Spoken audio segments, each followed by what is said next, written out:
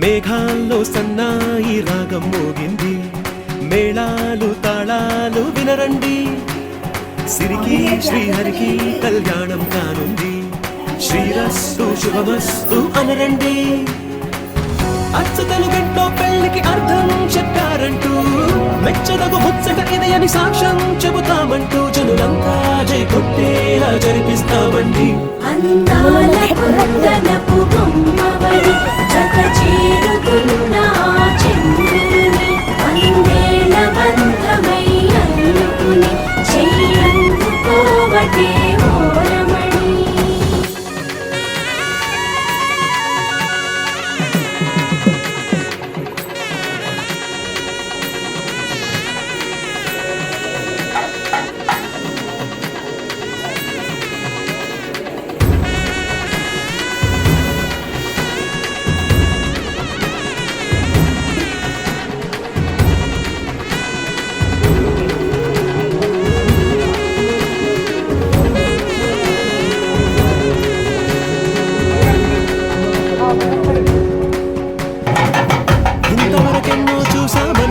సరిపోదుగా, ఎంత బరువంటే మోసేదాకా తెలియదుగా, ఎంతమందున్నామే అనిపించే బింకం చాటుగా, నీకైతే సహజం తీయని బరువే సిరిసంచే బిడియం, పనులెన్నో పెట్టి మాటలలో వచ్చిందే ఈ సమయం. మనాగించేస్తాం, సంతోషంగా మోస్తాం, ఘన విజయం పొందాకే తీరిగ్గా కనిపిస్తాం.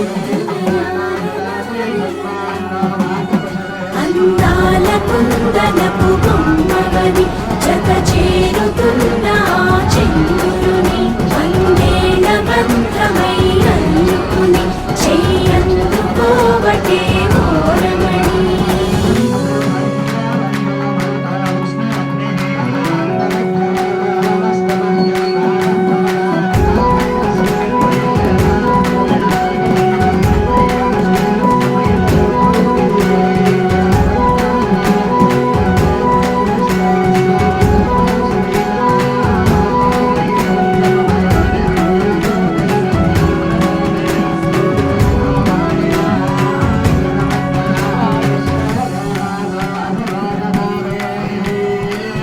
రామచిలకలతో చెప్పి రాయించామే పత్రిక, రాజహంసలతో పంపి ఆహ్వానించాంగా, కుదురుగా నిమిషం కూడా నిలబడలేమే బొత్తిగా, ఏమాత్రం ఏ చోట రాజీ పడలేక, చుట్టాలందరికీ ఆనందంతో కళ్ళు చెమర్చేలా, గిట్టని వాళ్ళైనా ఆశ్చర్యంతో కన్నులు వచ్చేలా, కలల్లోనైనా కన్నామా, కథలైనా విన్నామా, ఈ వైభోగం అపురూపమనుకుంటానమ్మా.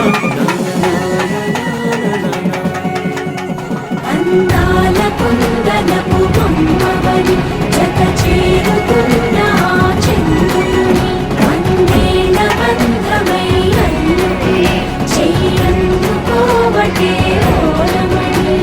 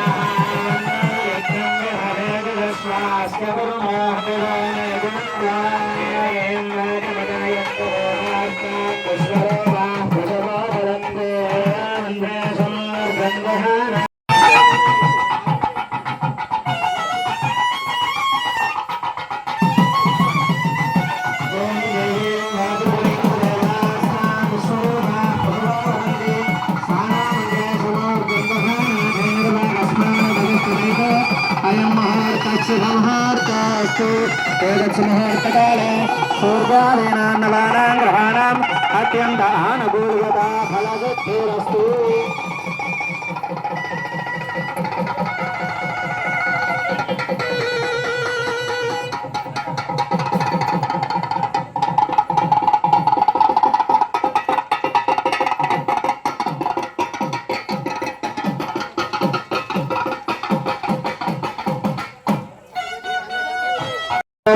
శుభముహూర్తస్తు. మా మీ చేతులున్న తాంబూలం బియ్యం బదులు పెట్టండి. బియ్యం బదుల మధ్యలో వినాయకుడికి బొట్లు పెట్టనమ్మా.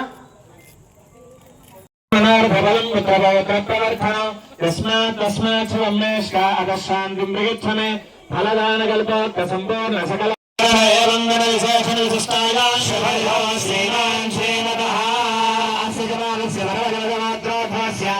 వినాయక స్వామి నామధేయ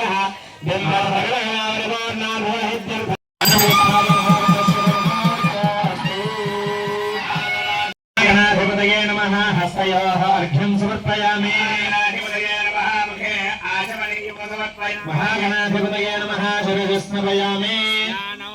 ఆపోహిష్టామయ భవస్థాన ఊర్జేరధాతన యోగశ్రుతమారదస్తస్య భారగదేహనః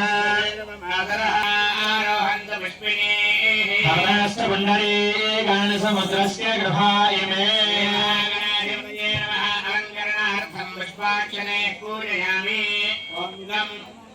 అందరూ కూడా చెప్తూ నేను చెప్పేటువంటి నామం చెబుతూ పూజ చేస్తూ ఉండాలి. ఓం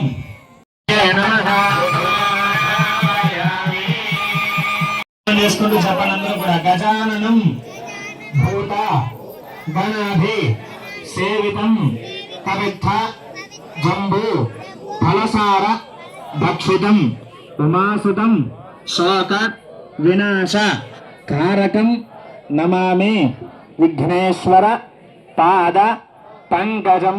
కళ్ళగద్దుకుని వినాయకుడి దగ్గర వేసాను. మీ చేతిలో ఉన్నటువంటి పుష్పాల అక్షతులు. శ్రీ మహాగణాధిపతయే నమో నమః. స్వర్ణ శాస్త్రోపచార షోడశ ఉపచార పూజాం సమర్పయామి. అక్షతలు తీసుకోండి. ఉత్సవాలు చేసుకుంటారు స్వామివారికి. ఈ ఆలయం 2006వ సంవత్సరంలో నిర్మాణం చేశారు. గత కాలంలో భక్తులు ఎవరికి కూడా అంతగా తెలిసేటువంటి ఆలయం కాదనమాట.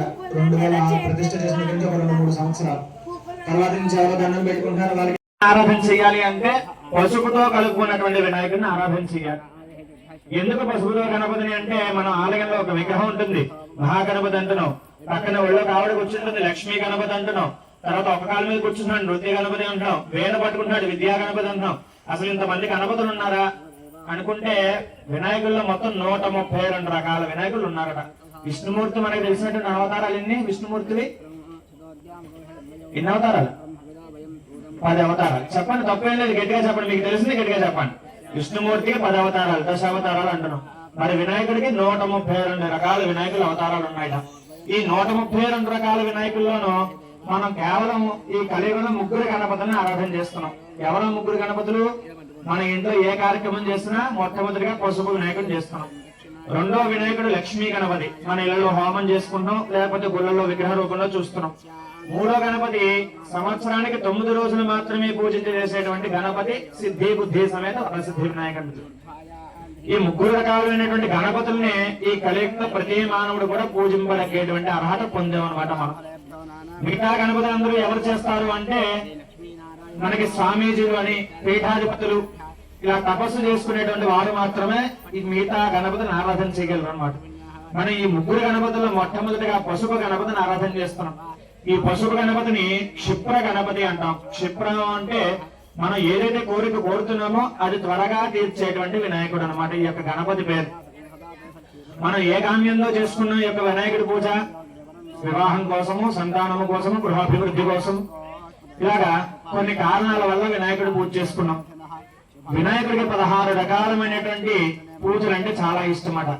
ఆ 16 రకాలమైనటువంటి పూజలతోటి అటువంటి మర్యాదలతోటి వినాయక స్వామి వారికి పూజా కార్యక్రమం చేసుకున్నాం.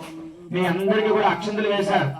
ఆ అక్షంతలు వేయడం వల్ల ఈ యొక్క గణపతి నుంచి వచ్చేటువంటి వరాన్ని మనం పొందాం. ఏమిటి ఆ వరం అంటే మీరు ఏదైతే కోరుతున్నారో ఆ కోరిక నేను సిద్ధింపజేస్తాను. ఏ రకంగా సిద్ధింపజేస్తాడు అంటే ముందు మనం సక్రమంగా సభక్తిగా ఆ భగవంతుని కొలిస్తే మీరు అనుకున్నటువంటి కోరిక నేను తీరుస్తాను అనేటువంటి వరాన్ని యొక్క వినాయక స్వామి వారు మనందరికీ కూడా అందజేశారు. తర్వాత రెండో కార్యక్రమం చేస్తున్నారు. ఇక్కడ వేదిక మీద పుణ్యాహ వాచనం అనేటువంటి కార్యక్రమం చేస్తున్నారు. పుణ్యాహ వాచనం అంటే పకారం పాపనాశం స్యాత్, న్యకారం దేహశుద్ధినం, హకారం స్థల శుద్ధిం స్యాత్, పుణ్యాహంతు విధీయతే. మనం ఎక్కడెక్కడి నుంచో చాలా రకాల ద్రవ్యాలు తీసుకొచ్చాం. బట్టలు, బియ్యం, గుమ్మడి పండు, కొబ్బరి పండు, ఒక అరటి పళ్ళు, ఇవన్నీ కూడా బయట ఎక్కడి నుంచో కొనుక్కొచ్చినవే కదా. అమ్మినటువంటి వాళ్ళు మైలుతో అమ్మారో తెలియదు, ఎంత స్నానం చేసి అమ్మారో తెలియదు, చేయకుండా అమ్మారో తెలియదు, మనం చేసి తీసుకున్నామో తెలియదు. అవన్నీ తీసుకొస్తున్నాం, భగవంతుడికి సమర్పణ చేస్తున్నాం. భగవంతుడికి ఏ రకంగా సమర్పణ చేయాలి అంటే శుచిగా శుభ్రంగా సమర్పణ చేయాలి. శుచిగా శుభ్రంగా అంటే కడిగితే సరిపోతుందంటే భగవంతుడికి అంటే కడిగితే సరిపోతుందా, మంత్రంతో అభిమంత్రం చేయాలి. అందుకని భగవంతుడు మనకి పలకాలి అంటే మంత్రం చాలా ప్రధానం. మనం మంత్రం మనకి పెద్ద మంత్రం సుబ్రహ్మణ్యాయ నమః, అమ్మవారికి చేస్తే ఓం దుర్గాయ నమః. ఈ మంత్రాలు వస్తే చాలట. ఈ మంత్రాలకి వాళ్ళు చాలా తరింపబడుతూ ఉంటారు. ఆ రకంగా పుణ్యాహవచనం చేసి 4 వేదాల్లో ఉన్నటువంటి ఆ యొక్క శాంతి మంత్రాన్ని అభిమంత్రం చేసి ఆ నీటిని ప్రోక్షణ చేస్తారు. ఆ ప్రోక్షణ చేయడం వల్ల మన దేహ పవిత్రత, ద్రవ్య పవిత్రత, బాహ్య పవిత్రత కలుగుతుందట. చేస్తూ ఉంటారు. అలాగే ప్రతిష్టలు, యాగాలు, యజ్ఞాధిపతులు కూడా చేస్తూ ఉంటారు. అంకురార్పణ అనేటువంటి కార్యక్రమం. అంకురార్పణము అంటే అంకు అంటే మొలకెత్తేది అని అర్థం. ఆర్పణం అంటే మనం ఏదైతే మొదలు పెట్టామో ఆ పని మొలకెత్తి విత్తనం అయ్యి పెద్ద చెట్టు అవ్వాలి అని అర్థం. అంకురార్పణ చేయడం వల్ల ఏ గ్రామంలో అయితే అంకురార్పణ చేస్తారో ఆ గ్రామంలో ధనధాన్యాభివృద్ధి, ఎటువంటి లోటుపాట్లు లేకుండా ధనము ధాన్యం అభివృద్ధి చెందుతూ ఉంటాయట. అందుకనే ప్రతి గ్రామంలో కూడా కళ్యాణోత్సవాలు చేసేటప్పుడు అంకురార్పణ అనేటువంటి కార్యక్రమం చేస్తూ ఉంటారు. నవధాన్యాలను విత్తిస్తూ ఉంటారు. నవధాన్యాలు అంటే కేవలం నవగ్రహాలకు వాడేటువంటి ధాన్యం అని మనం అనుకుంటాం. కానీ నవ అంటే కొత్త అని అర్థం. చూడండి, కొత్తగా పెళ్ళైందనుకోండి, బాగా పురాతనమైనటువంటి మనుషులు ఏమంటారంటే నవవధువులు అంటారు, నవ దంపతులు అంటారు. ఇప్పుడంటే పెళ్లి కొడుకు పెళ్లి కూతురు అంటున్నాం, లేకపోతే వైఫ్ అండ్ హస్బెండ్ అంటున్నాం. ఇది వరకు నవవధువులు నవదంపతులు అనేటువంటి వారు. నవ అంటే కొత్తది అని అర్థం అనమాట. అటువంటి నవధాన్యాల్ని మనం ఈ రోజున నవగ్రహ ధాన్యాలు అనుకుంటాం. కనీసం ఎవరైనా చేతికి ఇస్తే ముట్టుకోవడం కూడా మానేసాం. కిలోమీటర్ దూరంలో ఉంటున్నాం. నవధాన్యాల్లో ఏ ధాన్యం మనకి ఇచ్చినా సరే, కానీ నవధాన్యాల్లో ప్రతి ధాన్యం కూడా మనం తింటున్నాం, అంతే కదా. సూర్యుడికి ఏమి ఇష్టం? గోధుమలు అంటే ఇష్టం, గోధుమ పిండి చపాతీ చేసుకుని తింటాం. చంద్రుడికి ఏమి ఇష్టం? బియ్యం అంటే ఇష్టం, బియ్యం రోజు తినాలి, తినకపోతే మనిషి నిలబడ్డు. కందిపప్పు తింటున్నాం కదా, కుజుడికి కందులు అంటే ఇష్టం, కందిపప్పు తింటున్నాం. బుధుడికి పెసరపప్పు అంటే ఇష్టం, పెసరట్లు వేసుకుంటున్నాం. అలాగే గురుడికి శనగ అంటే ఇష్టం, గుళ్ళోకి వెళ్తే శనగలే ప్రసాదం పెడతారు, వాళ్ళు వేసుకుంటున్నాం, తింటున్నాం. శుక్రుడికి బొబ్బర్లు అంటే ఇష్టం. ఈ మధ్యన ప్రోటీన్ బాగా పెరిగిపోయి బయట కూడా అమ్ముతున్నారు ఈ నవధాన్యాలన్నీ. సత్యస్కాల ఆయుష్కామ. అంకురార్పణ చేసిన తర్వాత 7 రాత్రులకు మొలకెత్తితే ఆ సప్తరాత్రాత్ ప్రజాకామ. ఆ గ్రామంలో ప్రజాభివృద్ధి కలుగుతుంది. ఆ పంచరాత్రాత్ పశుకామ. 5 రాత్రుల్లో మొలకెత్తితే పశు సమృద్ధి కలుగుతుంది. ఆ 3 రాత్రాత్ అన్నాద్య కామ. 3 రోజుల్లోపుగా మొలకెత్తితే అన్నానికి ఎటువంటి లోటు బాటలు లేకుండా చూసుకుంటారు. అలాగే ఆత్రి సభ్యస్కాల ఆయుష్కామ. ఒక రాత్రిలో శక్తిస్కాన భవంతు యా సాగో రాజా వరుణో యాతి మధ్యే సత్యానృతే అవశ్యందనానాం పఠస్తు దశ్యతు యా స్థాలకా స్థాన పశుకృస్కాన భవంతు యా సాం దేవాది విగ్రహం భక్షయ అంతరిక్షేవ సాధయమానా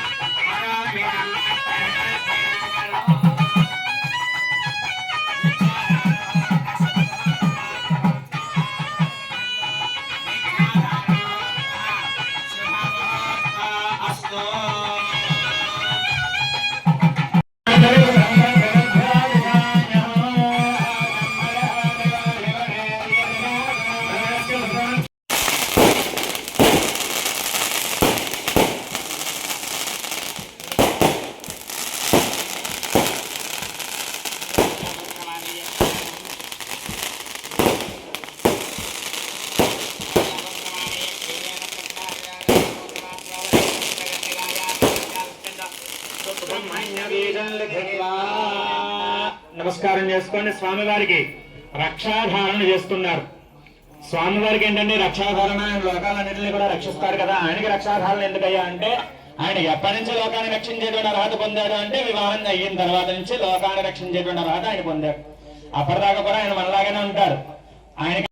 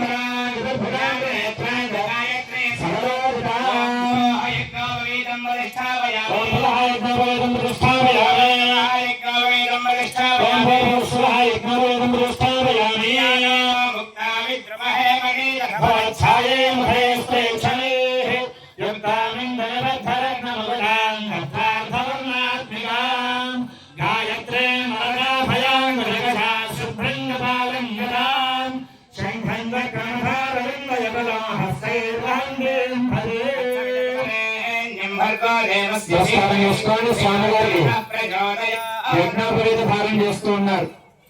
ఆ యజ్ఞోపవీతాన్ని ప్రాణ ప్రతిష్టాపన చేసి ఆ యజ్ఞోపవీతంలో వేదమాత అయినటువంటి గాయత్రీదేవిని ఆహ్వానం చేస్తారు. అసలు యజ్ఞోపవీతం అంటే ఏమిటి అంటే కేవలం మడలో వేసుకునేటువంటి దారపోగా అంటే బ్రాహ్మణ క్షత్రియ వైశ్యాదులకి యజ్ఞోపవీతం చాలా ప్రధానం. ఎందుచేతగా అంటే బ్రాహ్మణులకేమో యజ్ఞోపవీతం వేసిన దగ్గర నుంచి వాళ్ళు వేద విద్య నేర్చుకోవడానికి అవకాశం. ఉపనయన సంస్కారం చేయకుండా వాళ్ళ వేద విద్య నేర్చుకోవడం అర్హులు కాదనమాట. ఉపనయన సంస్కారం పూర్తయిన తర్వాతే వేదాభ్యాసం చేయాలి, ఇటువంటి కార్యక్రమాలు చేయాలి, అలాగే యాగ యజ్ఞాలు క్రతువులు చేసేటువంటి అర్హత పొందుతారు.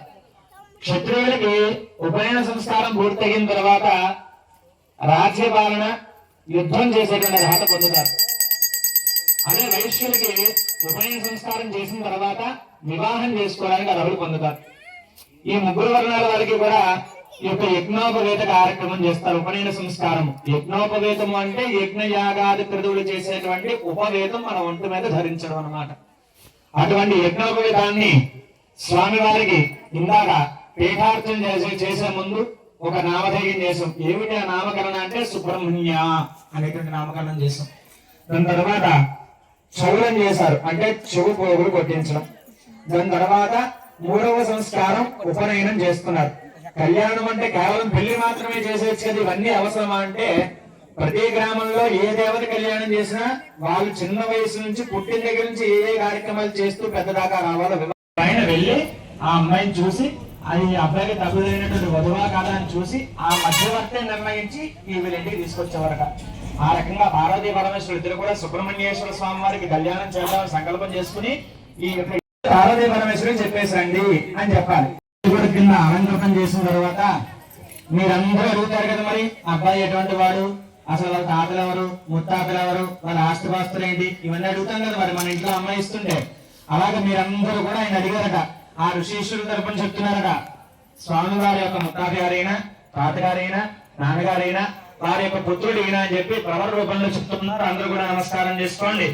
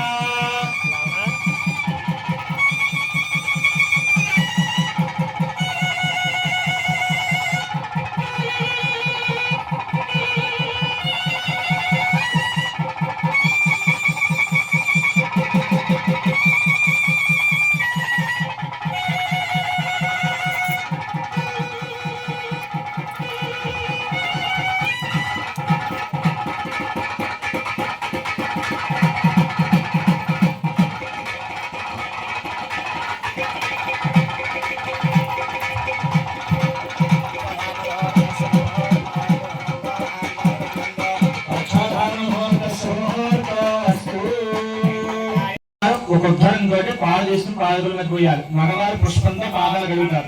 విడిగా కూర్చున్న వాళ్ళు పుష్పంతో పాలు తీసుకుని పాదాలకు సరళ కడిగేసి తర్వాత వాళ్ళు పంపించాలి.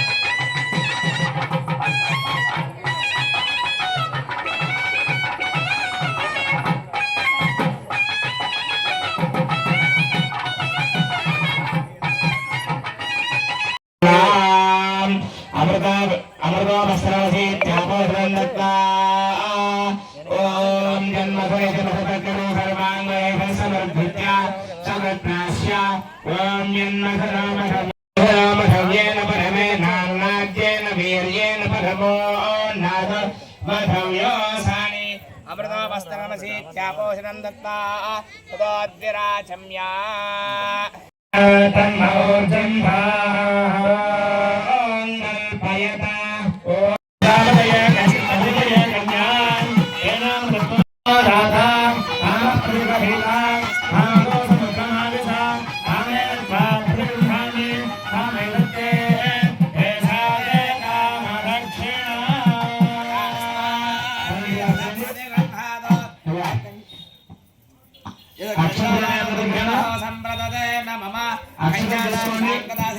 చేతులు నీళ్ళు పోసుకుని కొబ్బరి బొండ మీద పెట్టి అక్షంతులు నీళ్ళు కొబ్బరి బొండ మీద పెట్టండి.